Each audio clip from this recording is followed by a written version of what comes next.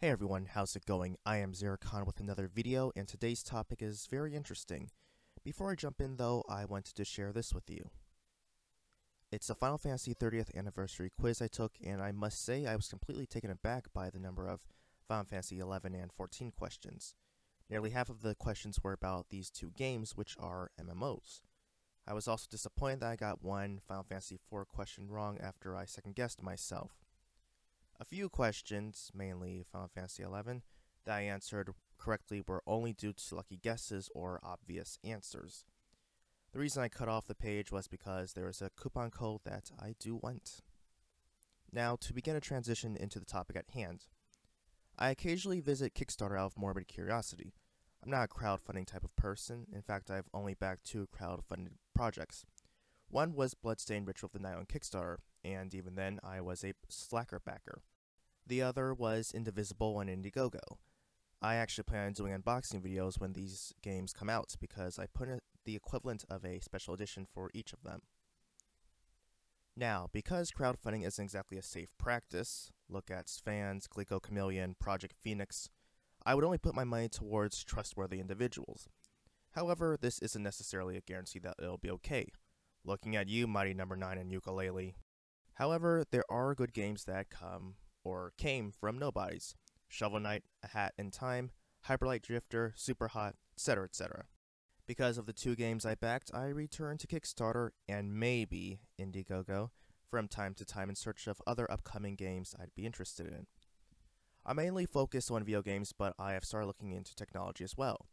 One crazy project I saw was this. It's an anti-laser gadget for stopping laser weapons and laser-guided missiles. This guy is quite bold because this is mainly a donation-driven project.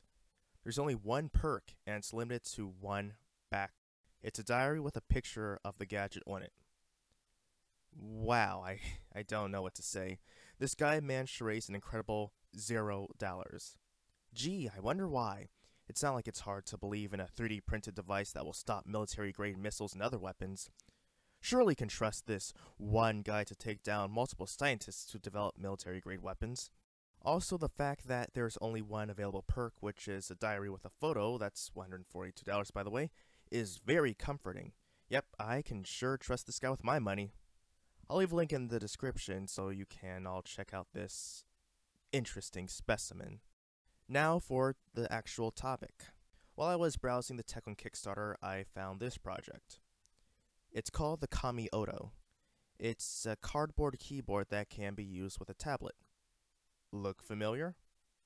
Yep, that's right. It looks exactly like the Nintendo Labo. I immediately thought this was some American trying to cash in on the Labo craze. Turns out I was wrong and there was more to this than I knew. First off, this project is headed by Ryo Nagama, a composer who used to work for Sony and is now the CEO of a company called Yudo. There was a quick investigation by myself to confirm these statements as I had never heard of him or his company. They are actually legit, to be honest.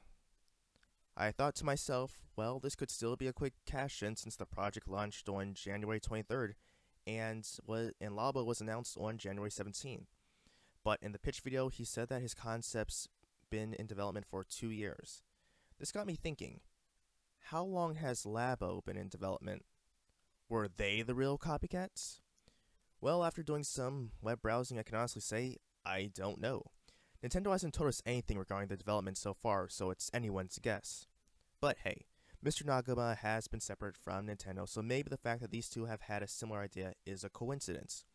The only thing, though, is the Kami-oto is a crowdfunded project that might not get that much press coverage, and the Labo is a product of a major company. Now, a quick bit on the name of Kami-oto. I figured that the Kami part meant paper since it was cardboard, but I wasn't sure what oto could mean. After looking up oto in a Japanese dictionary, I found out that I was familiar with the kanji, but I just wasn't familiar to the reading. It means sound and can be used to mean musical notes. Because when used with the kanji, for pleasure, along with that kanji, it's ongak, which means music. Which is actually what I'm more familiar with. So basically my rough translation of Kami-oto is paper notes, but I suppose it could mean paper music as well. There are two interesting details about the Kami-oto. The first is how it works. You don't actually need a tablet to use with it because it can produce its own sounds depending on the model. One prototype uses an Apple Magic Keyboard and the other does not. The other interesting detail is the pricing. The cheapest version of the Kami-oto is $28, but it doesn't have Bluetooth. The most expensive one is $46, and you get extra sheets of cardboard. Now compare this to the Nintendo Labo Variety Pack, which contains the keyboard. It's the cheapest of the two Labo packs at $78, and it only has one sheet of cardboard for the piano mode. The Labo can go up one octave, but the Kami-oto can go up two. However, the Labo kit does contain more than just the piano model. So it's really hard to compare the two because the Labo has other quality of life elements and the Kami-oto is essentially a cardboard MIDI controller. I'm not saying that one is better than the other or that one necessarily copied the other. I'm just reporting on my findings and hope you find it interesting. I left the link to the campaign in the description as well as the anti-laser campaign. The Kami-oto has managed to raise $2,924 out of $18,373 as of writing the script. Yes, that is correct. Even though I like to speak from my heart during my videos, I actually scripted this one so I wouldn't run off on any tangents or forget any details.